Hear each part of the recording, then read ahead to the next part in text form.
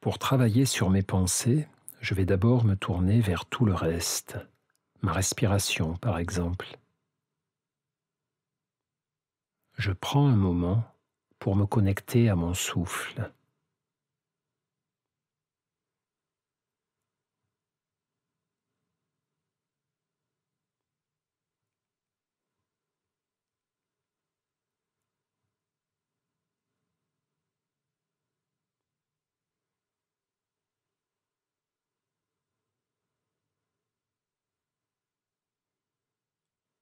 Puis, du mieux que je peux, je prends aussi conscience de l'ensemble de mon corps, tel qu'il est, ici et maintenant.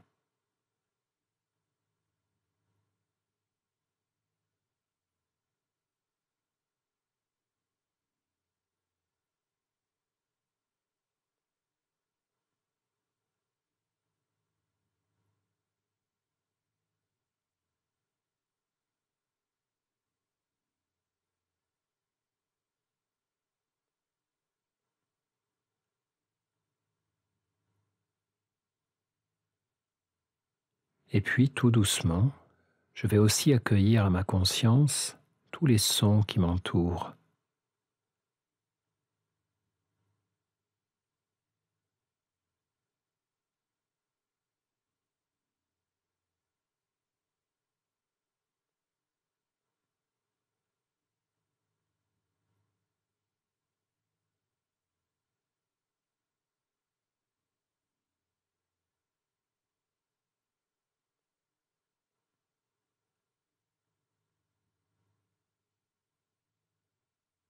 Je laisse mon corps respirer, ressentir, écouter, encore et encore.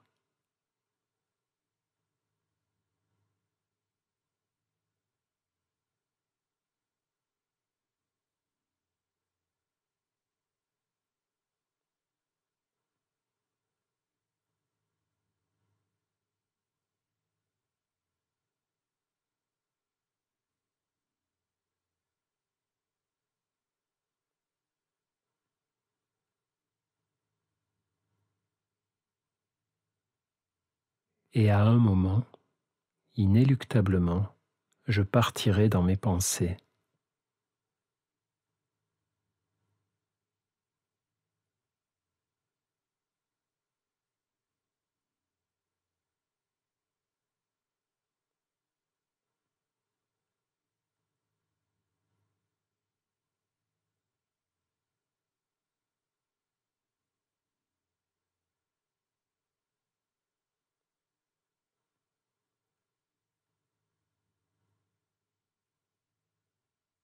Le vagabondage de la pensée est normal. Il n'est pas un signe d'échec de ma méditation. Il n'est pas un événement indésirable qu'il faudrait peu à peu supprimer.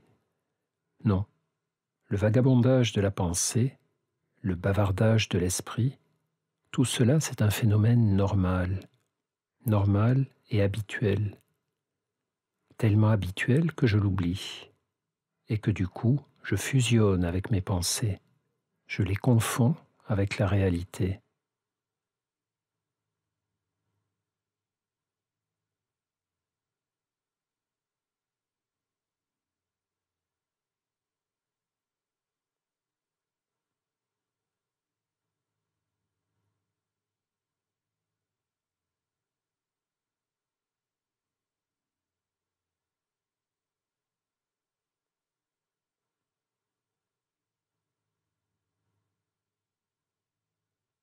La pleine conscience me permet d'observer clairement ce phénomène et de m'entraîner tranquillement à davantage de recul envers le bavardage de mon esprit.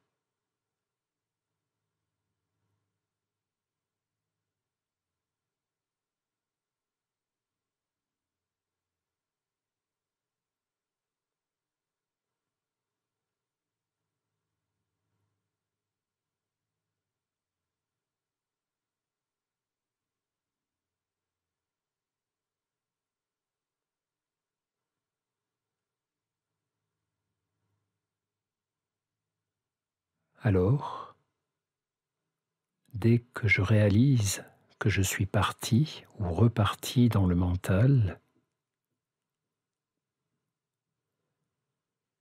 dès que je réalise que je ne suis plus centré sur l'instant présent, mais en train de planifier, de prévoir, de ruminer, de ressasser, d'imaginer, de juger,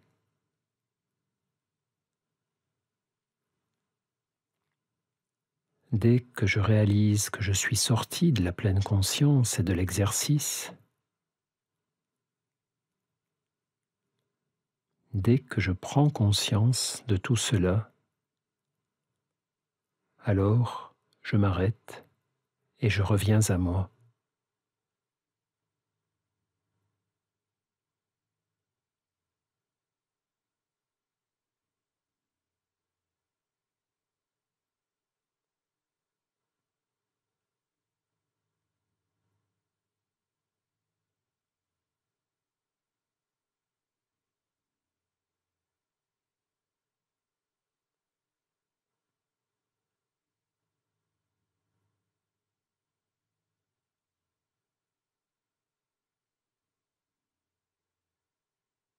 Le vagabondage de mon esprit n'est pas un problème.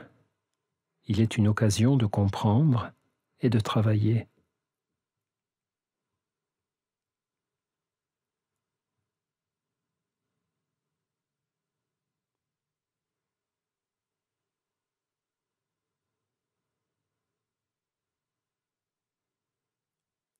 Quand je vois que j'ai quitté l'exercice pour suivre une pensée, je suis déjà revenu dans l'exercice. J'ai pris conscience que j'en étais sorti.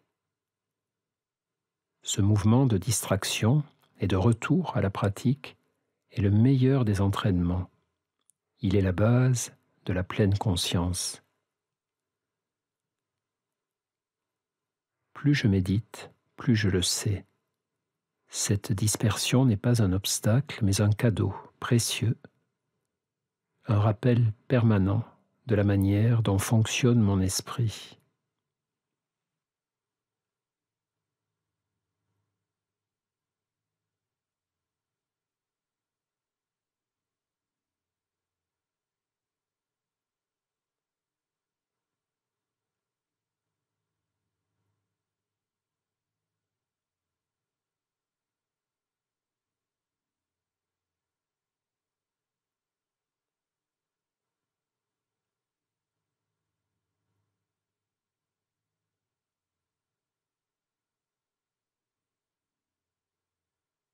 Certaines de mes pensées et de mes émotions sont si convaincantes et si puissantes qu'elles se présentent comme la réalité elle-même. Si une pensée me dit « je n'y arriverai pas », alors je réagis comme si c'était vrai, et mon corps, mon cœur réagissent comme si c'était vrai. Si une émotion d'angoisse ou de désespoir me submerge, si j'ai le sentiment que c'est la catastrophe, alors je réagis comme si c'était vrai. Mon corps et mon cœur réagissent, là encore, comme si c'était vrai. Et cela me fait souffrir.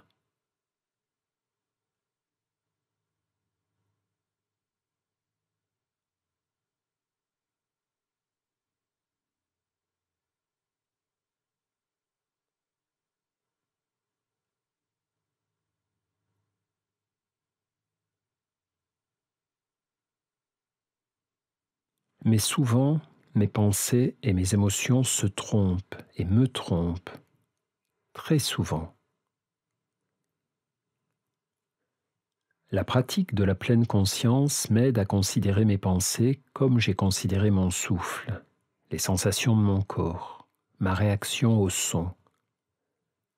Beaucoup de mes pensées sont des phénomènes qui vont et viennent, apparaissent et disparaissent, si je me contente de les observer.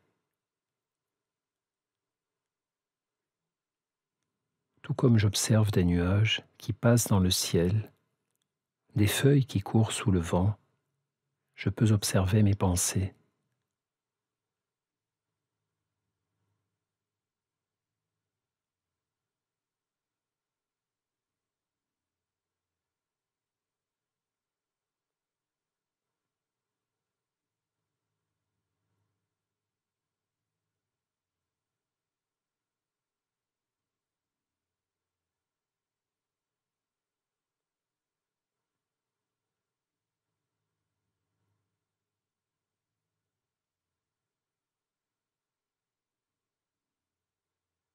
Après l'exercice, je garderai en moi ce rapport amical de curiosité et de bienveillance, mais aussi de prudence et de distance avec mes pensées.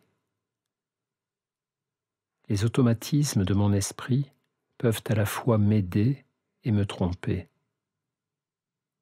Je vais juste m'efforcer d'être plus souvent dans la conscience de cela.